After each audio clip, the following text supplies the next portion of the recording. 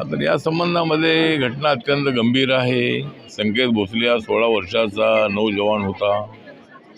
11वीला junior कॉलेजमध्ये तो शिकायला होता आणि त्या ठिकाणी धोत्रे नावाच्या मुलासोबत त्याचा काही छोटासा वाद झाला, तर धक्काबुक्की झाली आणि त्या वादातून त्याला बाहेर घेऊन जाऊ त्याच्यावर निघून अशा पद्धतीचे त्याच्यावर हल्ले त्याच्यावर केलेला आहे आणि त्याच्यामध्ये त्याचा मृत्यू झालेला आहे।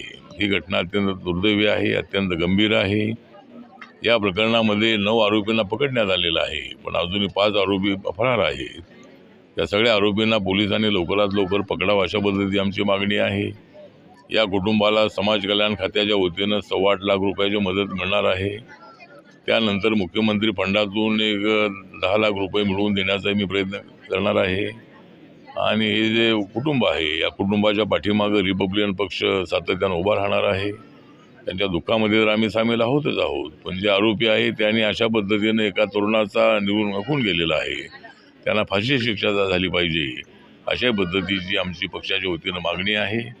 आणि सामाजिक न्याय खात्याचा मंत्री म्हणूनही माझी जबाबदारी आहे या कुटुंबाच्या पाठीमागे उभं राहणं, यांना मोठा आधार देणं आणि हे कुटुंब त्याचं मूळ उस्मानाबाद जिल्ह्यामधलं आहे आणि या कुटुंबाला न्याय मिळालाच पाहिजे आणि जर यांना न्याय द्यायचा असेल तर आरोपींना फाशी शिक्षा झाली पाहिजे अशा पद्धतीची सर्वांची मागणी आहे।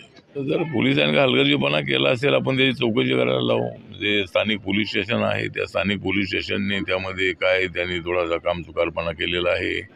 आता सांगली नावाच्या शिबनकडे त्याचा तपास दिलेला आहे आणि आरोपी तर जवळजवळ सगळे 9 पकडलेले आहेत, बाकीचे 5-6 आरोपी पकडणं बाकी आहे आणि त्या आरोपीच्या शोधामध्ये पोलीस आहेत। ते आरोपी सगळे आउट ऑफ द स्टेशन आहेत आणि त्यांना जे ते असतील तिथून त्यांना पकडून आणण्याचा प्रयत्न पोलिसाच्या मार्फत होणार आहे।